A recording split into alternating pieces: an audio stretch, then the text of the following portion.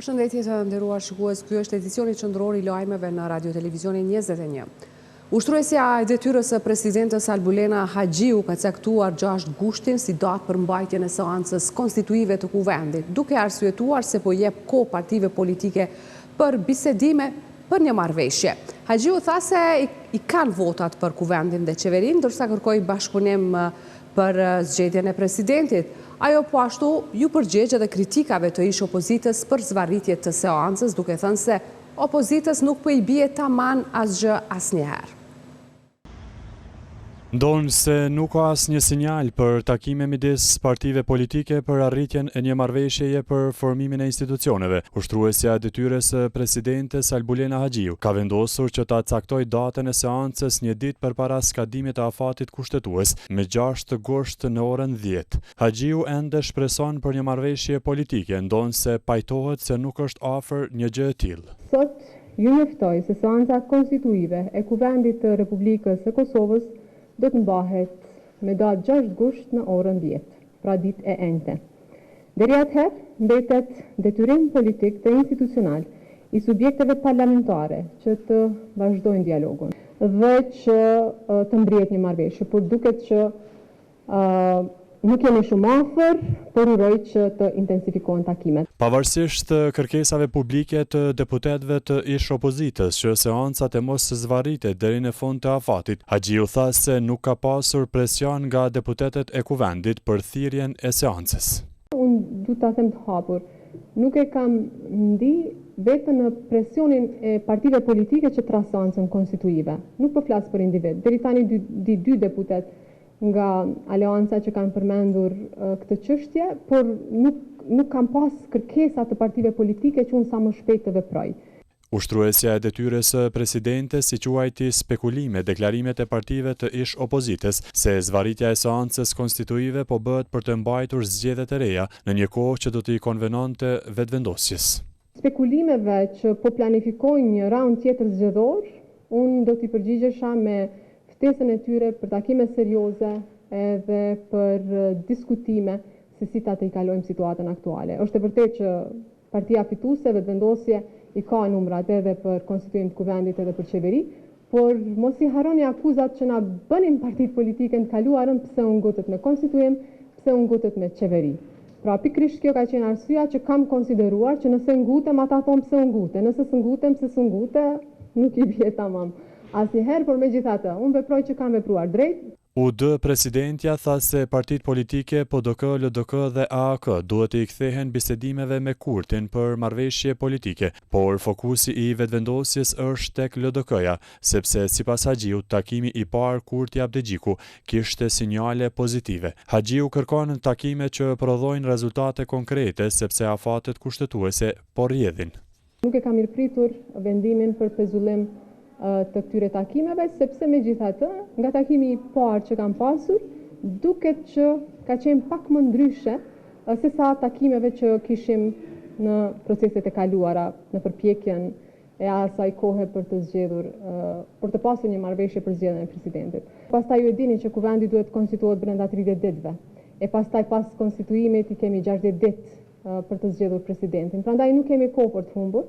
Deri në seancën e 6 gushtit, ish kryetaria e kuvendit ende nuk e di nëse do të rikthehet edhe një herë në këtë post. Sa i përket asaj se a do të jem unë kandidate për kryetare të kuvendit, kjo i takon fituesit, pra kjo i takon lëvizjes vetëvendosje. Partia Demokratike e Kosovës dhe Aleanca për Ardhmërinë e Kosovës paralajmërojnë pjesëmarrje në seancën konstituive të kuvendit, por këto dy subjekte kërkojnë që deri më 6 gusht lëvizja vetëvendosje të arrijë një marrëveshje për zgjedhjen e presidentit. Caktimi i seancës konstituive me 6 gusht një ditë përpara përfundimit të afatit kushtetues për konstituimin e kuvendit është parë si veprim tendencioz i ushtrueses së detyrës së presidentes Albulena Haxhiu nga deputeti i PDK-s Eman Rahmani, sipas të cilit veprimi i presidentes është mekanizëm që mund të përdoret në 2 aspekte. Në aspektin e shtymjes të kohës për me qeverisë që të farë mënyrën autoritare ku këtë kontrollojnë gjithçka edhe vazhdojnë me pas qasje tillë. Nëse na me 6 gusht në fakt vjen tash, zgjidhet veç kryetari i kuvendit dhe nuk ka ndonjë institucion tjetër që konstituohet, atëherë është këtë mekanizëm veç për me mbajtë në kontroll shtetin, kështu që shtyria e kësaj datës e legjitimon veç nëse i zgjedhin 3 pozitat që duhet me zgjedh tash sapo. Ndryshe është thjesht kopje e shtetit edhe vazhdimi i kësaj qasjes edhe i qeverisjes autoritare që tash nuk kontrollohet gjithçka prej një njeri. Ndërsa për deputeten e AAK-s Time Kadriaj është hera e parë që pas certifikimit të rezultateve zgjedhore të shtyhet afati për konstituimin e kuvendit. Është afati i fundit konstitues për thirrjen e një seance, asnjëherë s'ka ndodhur që pas certifikimit të zgjedhjeve të shtyhet konstituimi i kuvendit kaq shumë. Kjo është hera e parë. Po, na do të shkojmë, do të certifikohem si deputet, do të nënshkruhem, do të betohem, të kryjmë këtë procedurën tonë. Po, normal që do të shkojmë, po shohim se çfarë do të ndodhë në adeta, do të ketë, a do të konstituohet veç kuvendi, zgjedhja e kryetarit edhe nënkryetarëve të kuvendit, a do të zgjedhet qeveria, ende nuk e kemi ndonjë deklaratë, ndërsa për presidentin po dihet që nuk ka ndonjë marrëveshje. Të dy deputetet e kuvendit, Eman Rahmani dhe Time Kadriaj, presin që partia fituese vetvendosje, të cilës me kushtetut i lejohet të propozoj kandidatin për kryetar të kuvendit, të diskutoj paraprakisht edhe me partitë e tjera për kandidatin potencial. Donë se janë në dieni se vetvendosje i ka votat së bashku me minoritetet për konstituimin e kuvendit dhe formimin e qeverisë. Nuk kemi diskutua, mo absolutisht është në varë kush është kandidati, kush janë kandidat për nënkryetare që shtojnë me votua, do një vazhdu prap me Slavko Simiqin me pas nënkryetara, kanë ndrru mend. Ta sigurisht që i kanë votat për zgjedhjen e këtij parlamentari. S'ka nevojë për votat tona, ne jemi prononcuar. Janë ato 6 kushtet që i kemi sikush, nëse lëvizja vetvendosje zëtohet që do të punoj rreth këtyre 6 pikave të aleancës dhe që do të meratoj, ne kemi thonë që do të qëndrojmë tollë dhe do të marrim pjesë në zgjedhjen e presidentit. Për caktimin e seancës konstituive me 6 gusht, deputetet e LDK-s gjatë ditës nuk kanë preferuar të flasin. Por pas njoftimit për caktimin e datës së seancës konstituive më 6 gusht, deputeti i zgjedhur i LDK-s Arben Gashi, pas dite ka shkruar se ky është një moment që kërkon përgjegjësi shtetërore, vizion dhe lidership politik. Sipas Gashit, pikërisht në kohë të tilla, LDK duhet ta marrë rolin që i takon si forcë udhëheqëse e qendrës së djathtë dhe bartës e kulturës shtetformuese të Kosovës. Ai tha se partia e tij duhet të ketë vija të kuqe ndaj asnjë partie. Bashkëpunimi duhet të udhëhiqet nga interesi i Kosovës, programi politik, orientimi euroatlantik dhe nevoja për institucione të forta e funksionale. Kosova ka nevojë për një LDK të bashkuar me identitet të qartë, me vetbesim dhe me guxim për të udhëhequr. Vetëm një LDK e tillë mund të rikthejë besimin e qytetarëve dhe ta udhëheqë Kosovën drejt zhvillimit, stabilitetit dhe integrimit, ka shkruar Gashi në Facebook.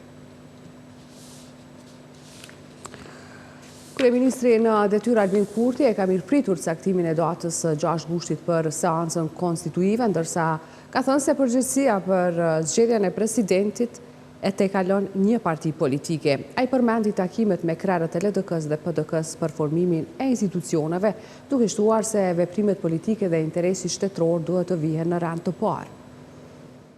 Gjendemi sërish para përgjegjësisë për përmbushjen e detyrave për formimin e institucioneve të reja, përfshirë zgjedhjen e presidentit. Kemi 2 javë, më së shumti, deri te fillimi i seancës për konstituimin e kuvendit, para se të kalojmë te zgjedhja e qeverisë së re dhe më pas edhe e presidentit ose presidentes së Republikës. Për legjislaturën dhe ekzekutivin e ri, siç e dimë, nevojitet shumica e thjeshtë. Ndërkaq për presidentin ose presidenten, së paku në 2 raundet e para, për shkak të një aktgjykimi të gjykatës kushtetuese para 15 vjetëve, kërkohet prania e 2/3 të deputetëve, andaj edhe përgjegjësia për zgjedhjen e tij ose të saj e tejkalon një parti politike. Në këtë frym, saktësisht 2 javë më parë, me 10 korrek, zhvillova takime konsultative me krerët e Partisë Demokratike të Kosovës dhe të Lidhjes Demokratike të Kosovës, ndërka që sërish shprehim keqardhje që aleanca nuk e pranoi ftesën. Teksa koha ecën, veprimet politike dhe interesi shtetëror duhet të vihen në rend të parë. Eugenca Kolli nga Instituti Demokratik i Kosovës e ka cilësuar 6 gushtin si datë të vonuar për seancën e parë konstituive. Ai ka sqaruar se 6 gushti paraqet problem për afatin 60 ditor për zgjedhjen e presidentit, pasi më 4 tetor përfundon periudha 6 mujore e ushtrimit të detyrës së këtij funksioni. Nëse procedura e zgjedhjes së presidentit shkon deri në ditën e 60 pra më 5 tetor dhe eventualisht dështon, atëherë kuvendi do të shpërndahet pasi që periudha e ushtrimit të detyrës së presidentit tashmë do të ketë përfunduar, ka thënë Cakolli, duke tërhequr vërejtjen se Kosova mund të mbetet njëkohësisht edhe pa kuvend edhe pa ushtrues detyre të presidentit dhe nuk do të ketë mandat funksional për shpalljen e zgjedhjeve të reja. Këshilli gjyqësor i Kosovës ka dështuar të shqyrtojë kërkesën e ushtruesës së detyrës së presidentës Albulena Haxhiu për epilog të dorëheqjeve të gjyqtarëve dhe stafit mbështetës serb në veri, si dhe kërkesën e këtyre të fundit për tërheqje të dorëheqjeve. Përplasjet për endin e ditës pamundsuan quorumin. Dorëheqja e gjyqtarëve dhe stafit të komunitetit serb ishte pikë e 9 e rendit e ditës në mbledhjen e sotme të Këshillit Gjyqësor, por disa anëtar kërkuan që kësaj çështjeje t'i jepej prioritet duke e vendosur si pikë të parë. Antari Bashkim Hyseni kërkoi përgjigje sepse trajtimi i këtyre dorëheqjeve është vonuar për 4 vite. Se janë bojtër 4 vite pa u shqyrtuar. S'po kanë dashur me hinë në rendite dhe mu vendos për to. I çfarë baze kushtetuese ligjore janë bojtur 4 vite. Qëse i kryesues ti e din duhet ta dish. U përgjigj kryesuesi i KGK-s Rustem Thaçi, i cili kërkoi që të mos keq përdoret pozita për vëmendje publike. Nuk mundesh me marrit përgjas për këtë pikë e para, edhe unë, edhe ti jem. Të lutem, po s'kam obligim as përgjigje me thonë. Sepse ti je ka do më jap kontekst tjetër do më marr vëmendje për këtë çështje. Dhe nuk ka korrekt nga ana juaj. Unë veç mund me të pyet, prej që e zgjedh antar i Këshillit, cila ka qenë iniciativa dhe kërkesa dhe propozimi jot konkret. Pra, kjo çështje është aktualizuar nga momenti kur ushtruesja e presidentes së Republikës ka paraqit kërkesën në Këshill. Vazhdoi përplasja mes Hysenit dhe Thaçit. Po je kryesues dhe se dush me ditë. Do të janë do të mësojmë gjithë se asnjëherë me ditë. Drejtësia duhet të shërbejë vetëm drejtësisë. Ndërsa antari Artan Abazi tha se përgjigjen për mos trajtimin e dorëheqjeve të gjyqtarëve serb duhet ta japin ata që ishin antar të KGK-s në atë kohë. Përgjigjen duhet ta japim gjyqtari Fared, profesori Ahmet, gjyqtari Artan Abazi, gjyqtari Besnik Bislimaj, e jo kryesuesi Rustem Thaçi dhe jo në këtë rast. Dhe ta tjerë që kanë ardhur. Zotëria edhe 4-5 muaj e përfundon mandatin. Ky duhet ta di më së miri. Pse deri me tash nuk e ka ngrit këtë çështje ndonjëherë? Pse deri me tash nuk e ke ngrit këtë çështje, po sot u bë problem nacional. Pse sot u bë problem nacional e që edhe 4 muaj e përfundon mandatin, asnjëherë nuk e ke ngrit zërin për këtë çështje. Asnjëherë. Pse sot u bë problem nacional? Pse po të gutet sot? Reagoi gjyqtari Fahret Vellia. Kush e udhëheq mbledhjen? Ati drejtohemi njëri tjetrit, drejt për drejt, ati drejtohemi në fokus. Jo kisha lut kryesues. Nuk e toleroj askush me mu drejtu në çet tonë dhe çet mënyrë. Nuk e toleroj se jemi antar Këshillit. Ndërsa antari Besnik Bislimaj u ankua se dokumentacioni i çështjes së dorëheqjeve të gjyqtarëve serb është në gjuhën serbe. Unë nuk e kuptoj gjuhën serbe. Unë duhet të di saktë se çka shkruan këto, dhe cilët janë arsyet që komuniteti serb, gjyqtarët serb kanë dhënë dorëheqje. Por ndryshe kështu nuk mund me diskutu. Në këtë mbledhje po ashtu kërkua që nga rendi i ditës të hiqeshin 2 pika. Zgjedhja e zëvendës kryesuesit të KGK-s për shkak të mungesës së antares Aferdita Bytyqi, e cila është edhe kandidate për këtë pozitë, si dhe shqyrtimi i mandatit të antarëve të komisioneve të përhershme. Por kundërshtyrjes së pikës për shqyrtimin e mandatit të antarëve të komisioneve të përhershme të KGK-s ishte antari Artan Abazi. Si pasojë e mos pajtimeve rreth rendit të ditës, 3 antarë të KGK-s lëshuan mbledhjen duke e pamundësuar vazhdimin e saj. Me qenë se nuk ka dakordim dhe është krijuar një praktikë që duhet të presin gjithë antarët e Këshillit, dhe unë do ta bojkotoj. Faleminderit.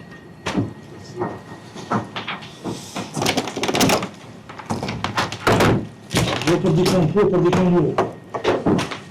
Një muaj më parë, ushtruesja detyrës së presidentes Albulena Haxhiu ka kërkuar nga KXK-ja që të jepet epilog dorëheqjeve të gjyqtarëve serb në veri. Kryeministri në detyrë Albin Kurti ka deklaruar se kthimi i ish prokurorëve dhe ish gjyqtarëve serb, të cilët dhanë dorëheqje nga institucionet e Kosovës në fund të vitit 2022, nuk mund të bëhet jashtë kornizës kushtetuese dhe ligjore. Në mbledhjen e qeverisë, ai tha se braktisja e institucioneve nga pjesëtarët e komunitetit serb ishte një veprim i organizuar politikisht dhe një akt sabotues ndaj shtetit. Largimi i tyre ka qenë akt politik, individual ndonse i organizuar, por kthimi është çështje ligjore dhe kushtetuese. Nuk mund të ketë kthim që i mbivendoset kushtetutës e ligjit, veçmas kur braktisja ishte një akt sabotimi i ligjshmërisë dhe kushtetueshmërisë.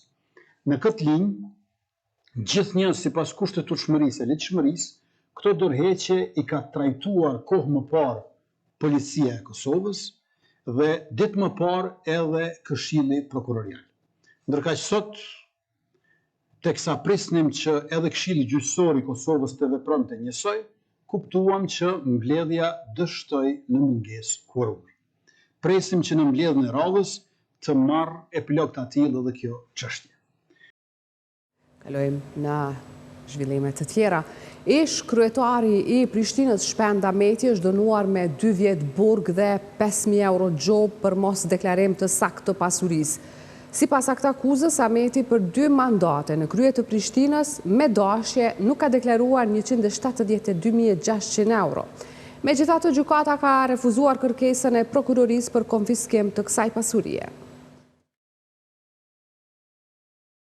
Gjykata themelore në Prishtinë e ka shpallur fajtor ish kryetarin e Prishtinës Shpend Ahmeti për mos deklarim të pasurisë, duke dënuar me 2 vjet burgim dhe 5.000 euro gjob. Dënimi me burgim do të ekzekutohet pasi aktgjykimi të bëhet i plotfuqishëm, ndërkaq gjoba duhet të paguhet brenda 3 muajsh, pasi vendimi të jetë i plotfuqishëm, tha kryetari i trupit gjykues Leon Përllaska. Sipas këtij akuzës, Shpend Ahmeti, i cili shërbeu si kryetari i Prishtinës për 2 mandate nga viti 2013 deri më 2021, kishte paraqitur deklaratë të pasaktë të pasurisë, pasi sipas prokurorisë nuk ishte deklaruar deponimet në para të gatshme nga 2018 deri në 2022. Ahmeti dyshohet se nuk deklaroi para të gatshme prej 172.600 euro. Ish kryetari i Prishtinës për këtë akuzë u deklarua i pafajshëm dhe tha se shuma prej 172.000 euro ishte ndihmë financiare nga familja e tij, duke theksuar se i është nënshtruar disa herë kontrollit të pasurisë nga Agencia për Parandalimin e Korrupsionit. Prokuroria Speciale kishte ngritur këtë akuzë ndaj Ahmetit për mos raportim apo raportim të rrem të pasurisë. Ndërkohë, gjykata themelore ka refuzuar kërkesën e Prokurorisë Speciale për konfiskimin e pasurisë së padeklaruar në vlerë prej më shumë se 172.000 eurosh. Mos deklarimi i pasurisë sipas kodit penal të Kosovës dënohet me gjob ose me burgim deri në 3 vjet, ndërsa deklarimi i rrem i pasurisë është i dënueshëm me gjob dhe me burgim prej 6 muaj deri në 5 vjet. Në Kosovë, që nga viti 2007, zyrtarët publik duhet të deklarojnë çdo vit pasuri. Më pas, Agencia për Parandalimin e Korrupsionit zgjedh një numër të caktuar të zyrtarëve publik, të cilëve u verifikon pasurinë e deklaruar. Deri më tani, ish kryetari Shpend Ahmeti është zyrtari i parë që dënohet me burgim, pasi që asnjë zyrtar tjetër nuk është dënuar me burgim. Ministra e Industrisë, Ndërmarrësisë dhe Tregtisë, Rozet Hajdari, u dënua në fund të vitit 2022 me gjob prej 700 eurosh nga gjykata themelore në Prishtinë për shkak të mosdeklarimit të pasurisë për vitin 2020 brenda afatit ligjor. Kryetari i komunës Skenderajt Samil Ushtaku dhe 7 të akuzuarit e tjerë në rastin Drenica 1 u deklaruan të pafajshëm. Ushtaku tha se është i persekutuar nga Euleksi. Prokuroria Florie Shamolli tha se të akuzuarit nuk e kanë pranuar fajsin, prandaj prokuroria ka propozuar administrimin e provave materiale dhe dëgjimin e dëshmitarëve, të cilët e vërtetojnë se këta të akuzuar kanë kryer vepra penale për të cilën ngarkohen. Ajo e cilësoi të stërzgjatur këtë proces gjyqësor dhe sipas saj gjithë kjo ka ardhur si pasojë e disa gabimeve teknike procedurale. Dal nga dal erdhëm deri te përfundimi i kësaj çështje gjyqësore të stërzgjatur të cila akakus ishte ngritur nga ish prokurorët e Oleksit, mirë po për shkak disa veprimeve të gabimeve teknike, procedurale, ishte kjo arsyeja pse gjykata dhe prokuria patën vonesa në zgjidhjen e kësaj çështje penale. Mbrojtësi Samil Ushtakut, avokati Artan Qerkini, tha se prokuroria po kërkon që trupi gjykues t'i besojë një dëshmitari, i cili sipas tij ka ndryshuar disa herë deklarimin e tij. Ai shtoi se në fjalën përfundimtare do të ndalet edhe te çështja e paraburgimit dhe pretendimet për ndikje mbi dëshmitarët. Unë në fjalën time përfundimtare, nderuar anëtar të gjykues, do të fokusohem në këto shtylla. Ne do të fokusohem te çështja e paraburgimit dhe fakti se si ka mundësi në mënyrë objektive të pretendohet se dikush që ka qenë në paraburgim në burgun e sigurisë së lartë pas ka pas mundësi që ta organizoj një grup për me ndiku në dëshmitar. Duke qenë se rregullat në qendrën e paraburgimit janë shumë të rrepta dhe paraburgimi vazhdimisht është monitoruar nga Euleksi. Ndërsa Ushtaku i kundërshtoi provat e prokurorës Florie Shamolli, duke thënë se ndihet i pafajshëm, por i persekutuar nga Euleksi. Unë se 13 vjet persekutohem nga drejtësia e Euleksit, pa argumente dhe pa fakte. Gjykimi janë ka ndodhur për krime lufte që e ka marrë në dënim për 12 vjetëve dhe e ka marrë 4 vjetë gjysmë burg dhe ma pastaj jam njëru si i pafajshëm. E di që as përdu me akuzuas, me shas, me fhy zonën prokurore pa as tupën gjykus, e di që kjo atë akuz është nuk kam vesh kësa gjykate si këmishe hekur nga Uleksi, cili ka pos qëllim, e ka ditë fort mirë që këtu nuk ka bazë juridike që unë të akuzohem për diçka që nuk kam pos lidhje. As dëshmitari fer, as dëshmitari që nuk kanë qenë dëshmitar drejt për drejt ndaj një. Po besoj që zonja prokurore e dhëtë shumë një këtë çështje.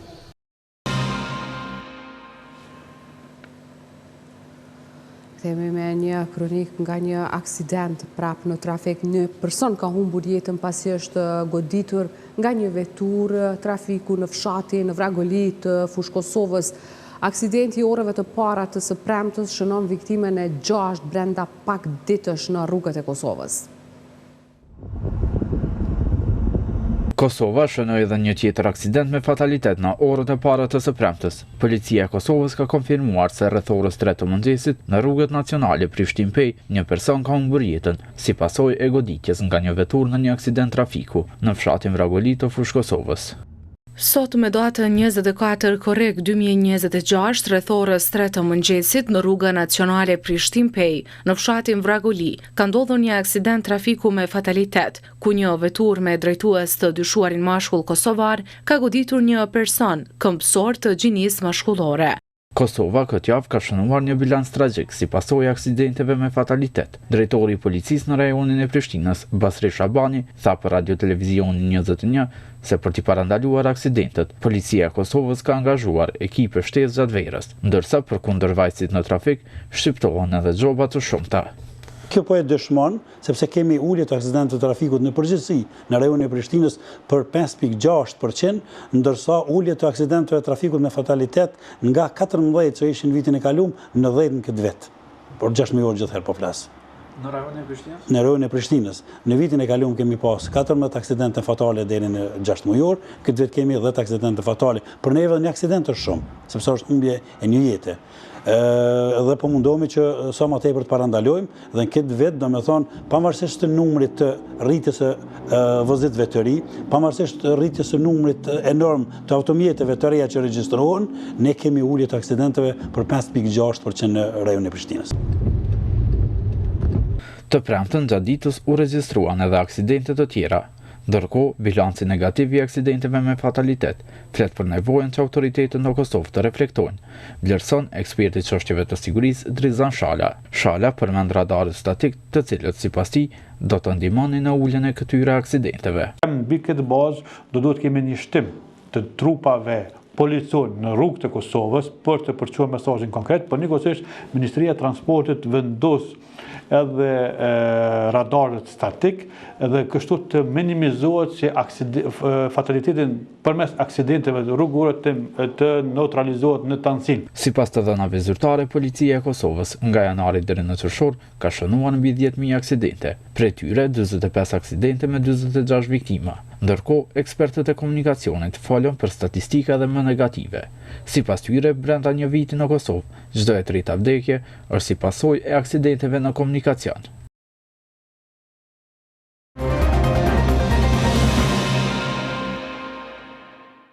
Ministria e Industrisë, Ndërmarrësisë e Tregtisë ka gjobitur Kecin edhe me 65.000 euro për njësorët me afat të skaduar të verifikimit.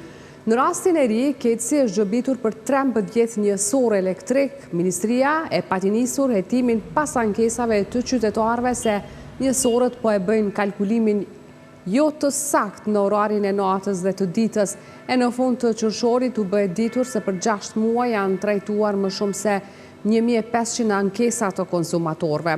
Ndaj Kecit janë shqiptuar gjoba në vlerë më shumë se 300.000 euro në total. Nuk është bërë e ditur se kur do të nisë procesi kompenzimit të qytetarëve që janë dëmtuar nga ky kalkulim. Sonte në Prishtinë nis koncerti Thirrëm sot ose nesër i këngëtarit Yll Limani. Kryetari i komunës së Prishtinës Përparim Rama ka vlerësuar artistin si një ambasador të shkëlqyer të Prishtinës dhe ka nderuar me mirënjohje. Për kongëve ekzistu sa? Për kongëve ekzistu sa? Në kom pas gjithë kërë kom kriju kongën Ajr, që është me albumin e fundit, e kom para më për Eurovizon. Kërë kom kriju Lëshaja Zonën, ka qenë para pa më përsidhe në Eurovizon. Ka është plot kongë pa fund, që kër i kom menu për festivale, ose këra magjike, ose Top Face ata që ka qenë, ose festivale rëtëshës, po me kalimin e viteve rritjes suksesit të në pëndryshojnë pa qëllimet dhe prioritetet. Koncerti Thirrëm sot ose nesër nis në Prishtinë, duke hapur sonte natën e parë të një spektakli dyditor, ku mira adhurues priten të ndjekin nga afër performancën e njërit prej artistëve më të suksesshëm shqiptar të momentit. Vinyl player dhe ta bën kjo ka më qenë vinyl. Ndëruar shikues, tu e përfundojmë këtë edicion lajmesh, ndërkaq për informacionet më të fundit klikoni në adresën tonë të internetit rtv21.tv. Mirëmbëngjes.